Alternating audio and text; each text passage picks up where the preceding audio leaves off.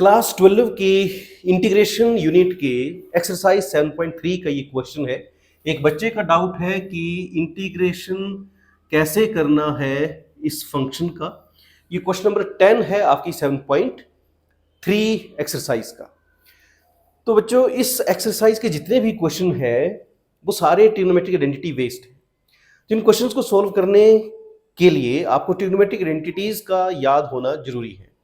और क्यों यूज करनी है ट्रिग्नोमेट्रिक आइडेंटिटीज? इनको दिए गए फंक्शन को सिंप्लीफाई करने के लिए। तो कैसे सिंप्लीफाई करना है कि जैसे यहां दिख रहा है मुझे कि पावर इसकी 4 है, तो मैं क्या कर सकता हूं इस पावर को कम करने के लिए?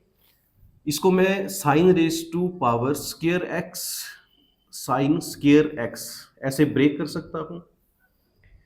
अब और क्या कर सकता हूं? ट्रिग्नोमेट्रिक आइडेंटिटीज कहां यूज होंगी? साइन स्क्वायर एक्स में कौन सी आइडेंटिटी फिट होती है जिससे इसकी पावर हट जाए? तो हमें पता है कि मैं साइन स्क्वायर एक्स को 1 minus cos 2x upon 2 into 1 minus cos 2x upon 2 ऐसे लिख सकता हूं। अगले स्टेप में क्या करना है? ये 2 मल्टीप्लाई में है, 1/4 बाहर आ गया और ये 1 माइनस कोस 2x का होल स्क्वायर बन गया।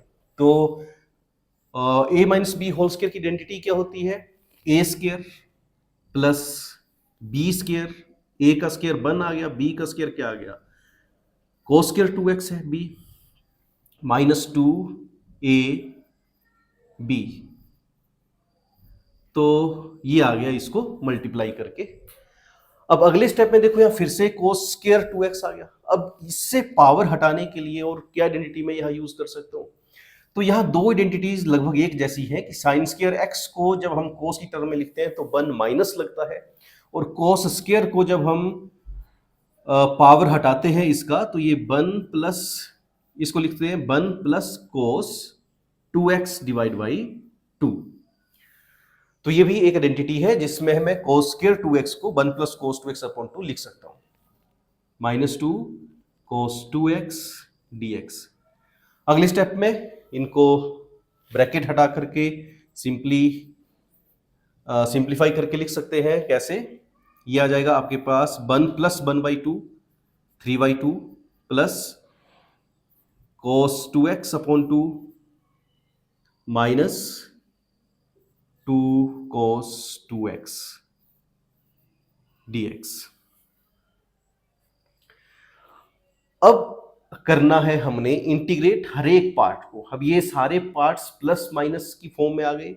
जब मैं ये ब्रैकेट हटाऊंगा तो ये इंटीग्रेशन का जो ऑपरेटर है सबको ऑपरेट करेगा, सबको इंटीग्रेट करेगा। तो इंटीग्रेशन का ऑपरेटर जब अंदर जाएगा तो 3/2 को इंटीग्रेट किया 3/2x हो गया, इससे ये इंटीग्रेट किया तो क्या आ गया? ये 1/2 और cos 2x की इंटीग्रेशन क्या होगी?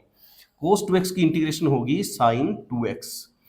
और एक बात का ध्यान रखना है, ट्रिग्नोमेट्रिक फंक्शन में जो भी दिया होगा ट्रिग्नोमेट्रिक फंक्शन का जो आर्गुमेंट होगा उसका डिफरेंशिएशन डिनोमिनेटर में लिखना है। तो 2x का डिफरेंशिएशन क्या होगा? 2 माइनस 2।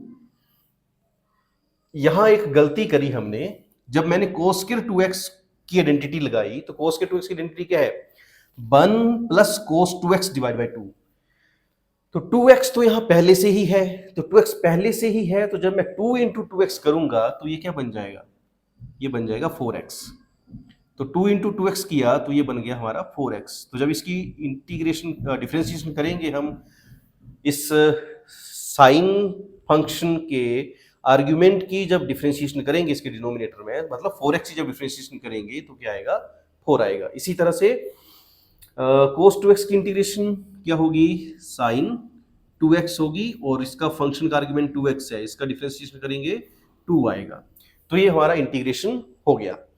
अब 1/4 बाहर है, इसको भी अंदर मल्टीप्लाई कर देते हैं तो ये 3/2 इंटू 4 3/8x प्लस 1/4, 4 अंदर मल्टीप्लाई हुआ, 8 4 जा 32।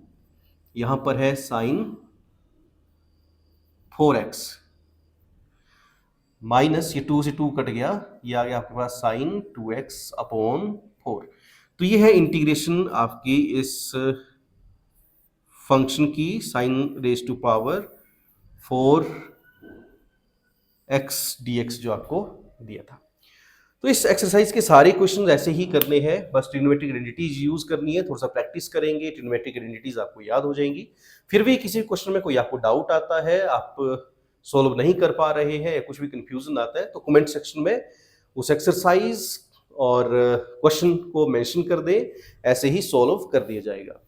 फिलहाल ये क्वेश्चन आपको समझ आया या नहीं, कमेंट सेक्शन में जरूर बताएं, और कोई भी डाउट आता है तो कमेंट सेक्शन में बता दिया करें, ऐसे ही सॉल्व कर दिया जाएगा।